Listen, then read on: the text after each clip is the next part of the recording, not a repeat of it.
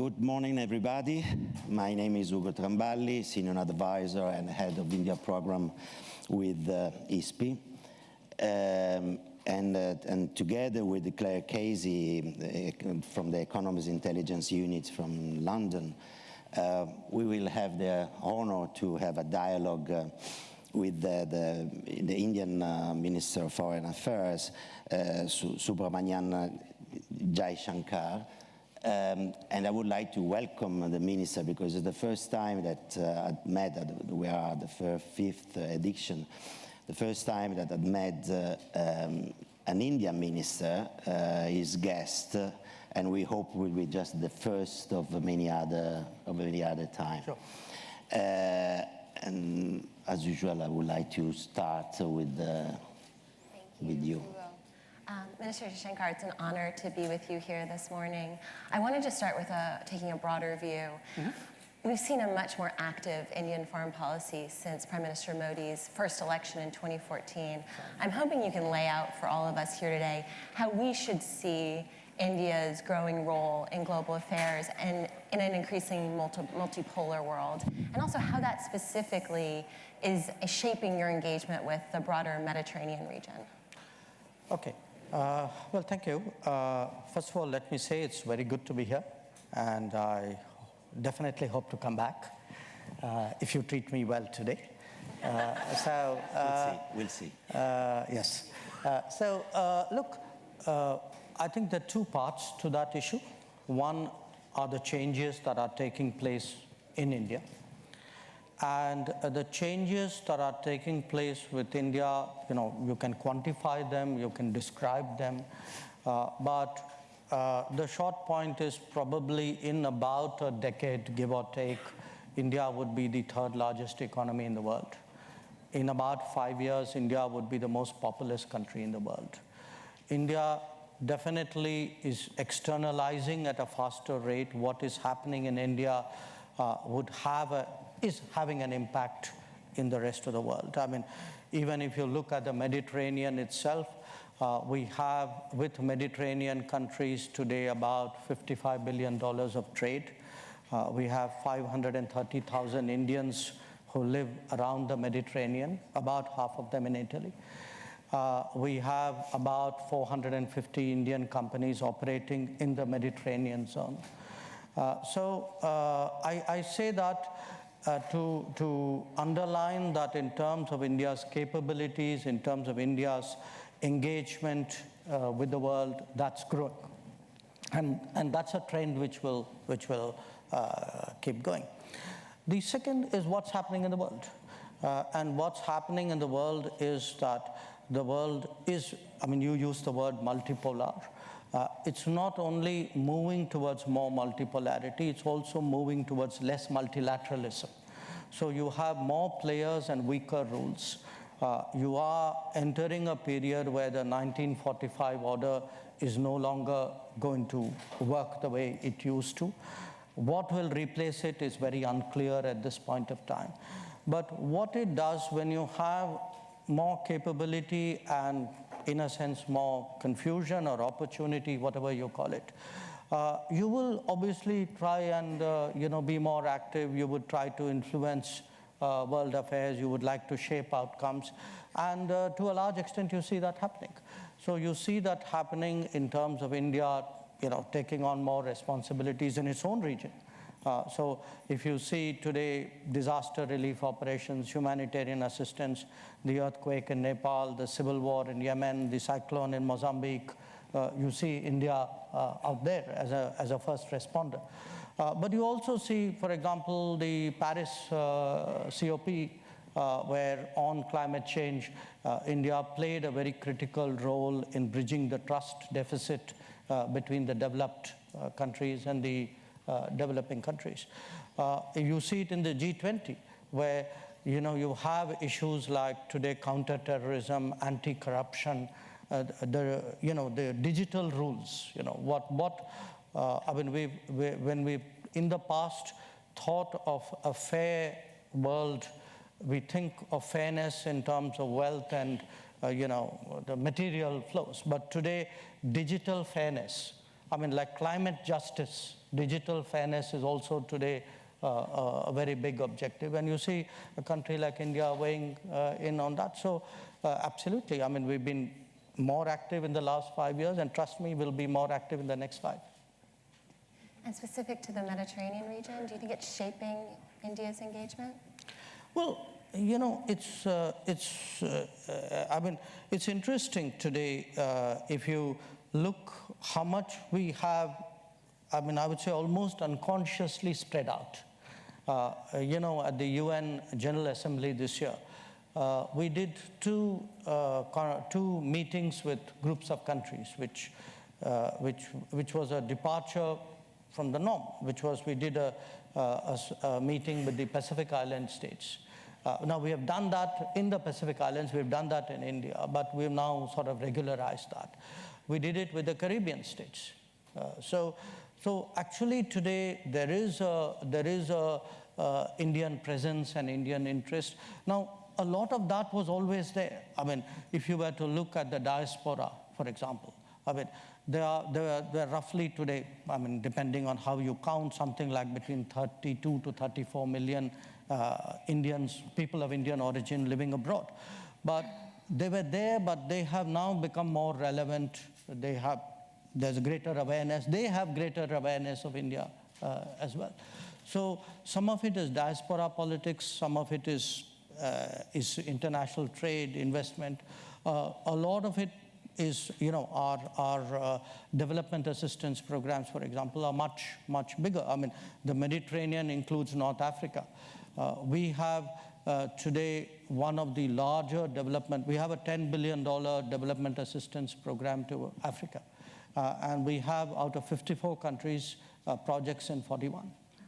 So what is happening is, you know, in a sense, I would say the world is pulling us. We are also pushing. Some of it is happening, you know, the natural unfolding of a big economy. And you saw that happen with China a decade before. I mean, China is very different. The models are different. The way of working is different. I grant you all that. But the fact is, when a big country kind of goes up in the international order, you will see its implications, the ripple impact across the world. Minister Jaishankar, let's focus a little bit, let's remain a little bit on the MENA region. You are an outstanding diplomat. You've been ambassador in Beijing, ambassador in Washington, D.C. India has many friends, a few foes, and no allies. From Jawaharlal Nehru to Narendra Modi, from Congress to BJP, you don't have allies. You prefer to act alone. Are you going to do the same in the MENA region, in the Mediterranean? So let me get that again. Many friends, few. Just a few, anybody. Many friends, few foes, no allies. No alliance. Okay. Look, that situation or that mindset was started, frankly, as a survival technique. Okay, it was a survival technique in the Cold War, when people didn't want, you know, it was friend or foe, and therefore you had to be an ally of somebody, and we didn't want to be, okay, because having just regained our independence, you didn't want to sort of dilute your sovereignty by joining an alliance system. But my sense is what was a compulsion 60, 50 years ago, today is actually, frankly, a lifestyle. That if you have a multipolar world, where there are multiple sides, then actually, I mean, to my mind, the country that is best placed is the country, I mean, if you do a sort of a credit-debit view of the world, where your likability is higher and your dislikability is the least. And I think that's the kind of diplomatic sweet spot that countries should be aiming for. The fact that we have a tradition of being able to engage multiple sides at the same time, I think is today going to serve us well. I mean, it's a very interesting case where you develop the skill and the requirement comes later on in life, but you already have that skill. So we will, I hope, do well in this world. But, sorry, let's just follow up. But Chinese are acting in a different way. I mean, with the Silk Road in the Mediterranean, they buy ports, they buy companies, they look, there is some sort also of a geopolitical side of the Chinese one. They look alike, not only just to try to make a business.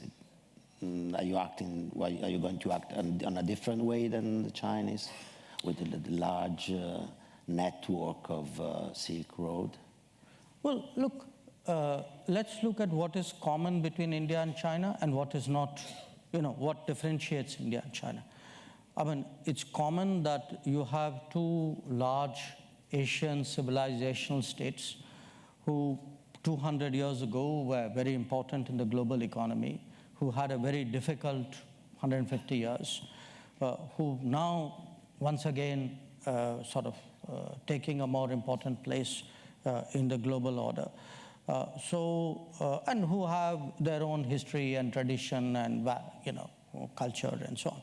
So that's the common bit. But the fact is, anybody who's been to India and China will tell you these are two very different societies. They're organized on very different principles. The mindsets are very different. The beliefs are very different. Now, what happens when big countries kind of start projecting themselves in the global order? Broadly, what they do at home is what they'll do abroad. So if you were to ask me saying, why is China doing all these things? I mean, to me, it's very natural. I mean, that's what China was doing at home. That's the way they would extrapolate it outside into the world. And, it's for the Chinese to speak for themselves. But the fact is, in a competitive world, everybody will do what's in their interest and, do it their way. Now, our way is very different. I mean, we are a market economy. We are a pluralistic society. We are a political democracy. For us, we are consultative at home. So we would naturally be consultative abroad. So if we were to do things, we would prefer to do it in a more consultative fashion. So today we also do projects abroad. We do projects in Africa, we do projects in Asia, we do projects in the South Pacific, we do it in the Caribbean. But our way of doing projects is that, we would prefer that they respond to local priorities, to local demands. We would like to involve, local talent. We would encourage local ownership. Ideally, we would like to build and transfer.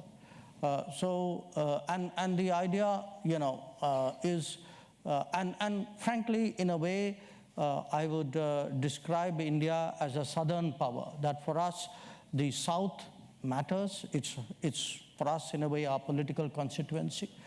We are countries who regained independence, and there's a natural bonding among us.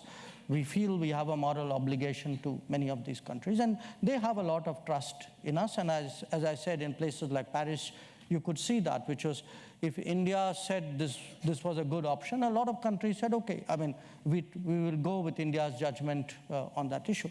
So the Chinese will do what the Chinese will do. But my way of working, my way of advancing my interest will be the Indian way, which will be very different. I'd like to build on something you said earlier about India's ability to bridge the confidence gap among nations and the agility that it's been afforded to you by not locking yourself into formal alliances. Almost no country is more exposed to potential oil market issues in the Gulf, given the import reliance on producers there in India and your significant refining industrial complex. I'm curious what the view of Delhi is of tensions in the Gulf and whether there's a role for India in helping to perhaps bridge the confidence gap there. Well, it's interesting that you should define the Gulf primarily through the lens of energy. Okay, it's natural, and we are probably the second, I think, biggest energy consumer out of the Gulf. But I want to lay out for you a much more complex reality. Today, roughly about a third of India's trade partners I mean, if I were to take the top 20 trade partners of India, I think 6 or 7 of them are in the Gulf. Okay, our trade with the Gulf is more than our trade with Europe. We have 9 million, about 9 million Indians working in the Gulf. So we have more Indians in the Gulf than the population of Austria. About 2/3 of our remittances come from the Gulf. About 2/3 of our oil comes from the Gulf. So, so for us, the Gulf is something which is much bigger. The stakes are much broader. But for all the numbers that I give you, also bear in mind that the Gulf has also had a very strong cultural influence on India, that what happens in the Gulf has some downstream implications for what happens in a complex society like ours. So what we see again in the Gulf is, look, as the overarching discipline, as the dominance of the United States lessens, today regional politics acquires a greater life of its own. What you've seen in the Gulf in the last few years would not have happened 10 years ago, 20 years ago. Okay, a lot of countries would have kind of, in a sense, looked to external powers to arbitrate or mitigate their differences, and that has come down. So the local play, in a way, is much more in the Gulf. So you have, now we have very good relations with all the Gulf countries because, all of them in some way, whether it is energy, whether it is people, whether it is culture, history, all of them are countries who are very close with us. But we frankly, for us, it's second nature to navigate this very complex sort of landscape. And in terms of what we should do, obviously we'd like to see stability in the Gulf. We would like to see a more congenial intra-Gulf atmosphere. But we are also real. We have today a naval deployment in the Gulf, in the Straits of Hormuz, because our interests are involved out there. So there's one part of what we'd like to see, there's one part of what we need to do. We'll do both. Italy is the only G7 country decided to be formally part of Silk Road. Are you upset? What is your comment on it? No, look, I think that's Italy's choice. Why would I have a view on what is Italy's choice? Italy will do what is best for Italy. And what is the best for India in the Mediterranean? Well, look, for us, what is best for India, as I said, we already have substantial interests in the Mediterranean. I see that growing. I see that growing because, as I said, I see the Indian economy growing. And I see, a very sort of, shall I say, a part of economic development which is normally not discussed. We all know that the world will be more digitized, okay? We use this phrase, knowledge economy, okay? What does knowledge economy mean? Knowledge economy actually means, in a sense, digitizing, digitizing and making intelligent sort of activities and objects. What it will do is it will put a premium on talent. You will need, the world will need a larger talent pool to deal with a more digital economy, to deal with a greater knowledge economy. And I see great opportunities for India out there. If you ask me, what would I look in foreign policy to give me a stronger hand in the next 20 years? I would hope I can bring the talent of India into play in the global economy in a more effective way. And you can see that even in the old industry. Today, whether it's the auto industry or the steel industry or, almost any industry today is more digitized, it is more knowledge-driven, and that really opens up new possibilities. Claire. We've seen a lot of protests around the world in the last year, specifically in the Middle East and North African region, but also broadly across Europe. And what I would think you could say, unifies them all is a sort of demand for accountability from government. As a representative of the largest democracy in the world, what's your view? What's the view from Delhi on this broader global trend? Well, look, as a democracy, obviously, it's a belief that government should be accountable. So in principle, you would say, well, that's fine. Obviously, people who have principles ideally should practice it most of all at home, which is what we do. So we are very proud of the fact that, Indian democracy is flourishing.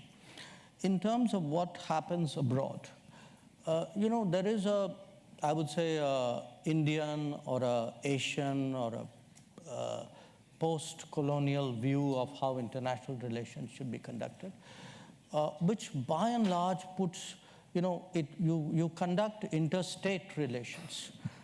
Whatever your views about what's happening in the world, you are very cautious about commenting on the internal affairs of people. That is very much, it's certainly been an Indian tradition, but I would say it's been a broader Asian tradition as well. I'm aware that that's not exactly been the tradition in either Europe or North America. The problem is, when you start being judgmental, there's also a danger that you'll be selective. That demonstrations somewhere will, you would say, oh, it's great, people are protesting.